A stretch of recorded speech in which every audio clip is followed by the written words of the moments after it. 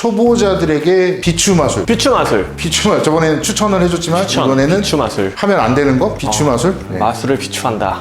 사실 그런 함부로 말하면 안 되는데 그래도 해볼게요. 비추 마술. 이것도 제가 동아리 기준으로 말씀을 드릴게요. 대학 동아리 기준으로. 아니 혹은 1년차 이하도 좋은 것 같다. 1년차 이하. 마리니.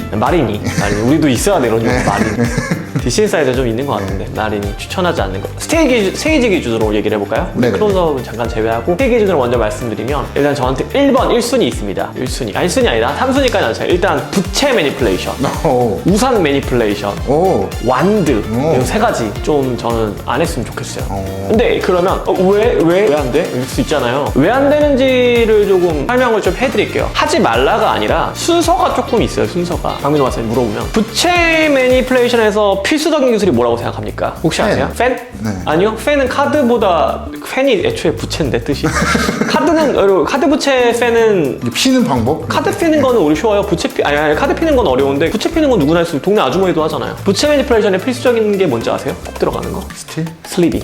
슬리빙. 슬리빙이 무조건 들어가죠. 슬리빙. 우리 슬리빙이랑 슬리빙이 없이가 좀 어렵잖아요.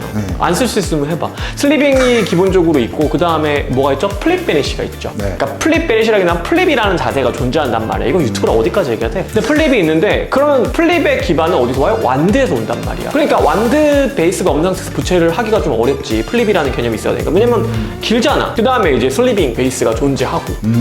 자, 그러면 이제 그것뿐만이 아니에요. 킬도 있어야 돼. 그러니까 처음부터 다 들고 출발하기가 좀 어렵단 말이야. 부채는 테이블 스킬도 좀 어려워요. 그쵸? 기존 방식의 테이블 스킬. 그러니까 팜에서 가져오는 그런 것들이 어렵단 말이야. 그게 무슨 말이야? 그냥 초보자한테 할 수가 없는 것들이에요. 그럼 우산도 어떤 맥락이냐면 같은 맥락이죠. 우산 슬리빙 없이 하기 좀 어렵죠.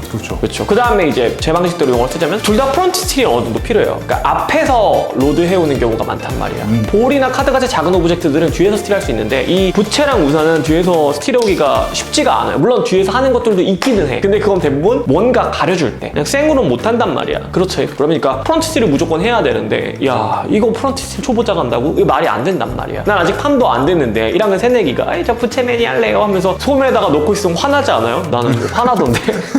될 리가 없잖아. 될 리가 없다고. 그러니까 이제 부채 우산, 완드 이런 거 일단 추천하지 않아요. 이렇게 설명하면 좋을 것 같아요. 손 안에 안 들어가는 오브젝트를 무대에 올리지 않는 게 좋아요. 왜냐면 이 안에서도 앵글 맞추기가 쉽지가 않은데 상하, 위아래 앵글도 맞추기 어려운데 여기가 아니라 여기도 신경 써야 돼. 이게 어려울 수밖에 없어, 초보자들이. 근데 소매 안까지 신경 써야 한다? 이건 안 되는 거지. 그렇기 때문에 그거는 정말 좀 잘한다는 기준으로 2학년 때 해도 빨라요, 사실은. 저는 2년차 이하에도 추천해드리진 않습니다, 심지어. 근데 이제 2학년 하고 나면 3학년 때 이제 안 하잖아. 그러니까 이제 2학년 때까지는 하라고 할게요. 근데 1학년 때는 절대 좀 안 했으면 좋겠고 2학년도 스테이지를 다른 걸 어느 정도 접해봤다 했을 때 했으면 좋겠어요. 제발 동아리에서 그것 좀 안 했으면 좋겠어. 나는 그 칠판에도 놓고 너 카드 할래? 볼 할래?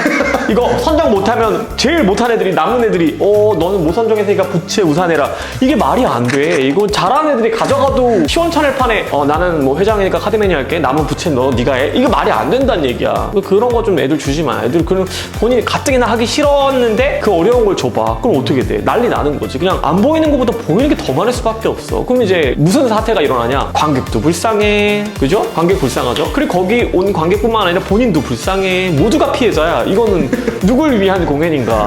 그렇잖아. 마스터도 피곤해. 프로들도 어떡하냐 안타깝다 이러면서 모두가 안타까워. 근데 여기서 박수를 쳐줘. 위로 박수. 다 보이지만 박수는 쳐줄게. 이런단 말이야. 손 안에서 벗어난 오브젝트를 저는 추천하지 않습니다. 그 다음에 이제 두 번째, 그러니까 시스템을 쓰는 거 저는 좀 추천해드리지 않아요. 예를 들어 블랙 아트, 와이어, 릴 이런 거.